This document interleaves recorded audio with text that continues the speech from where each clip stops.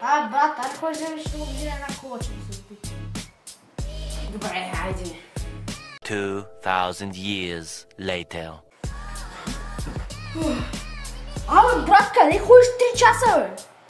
Колата беше свършила и обиколих целия град за този спрайт, брат. Защо на половина? Така стана, защото аз като отидох, нали, взеха 1,50 за колата, обаче нямаше кола, а спрайта го продаваха, обаче останаха малко бройки, казаха, че много бил купуван. Тя ще да обиколят целия град, но все пак нали намерих спрайт да купа нещо да пиш.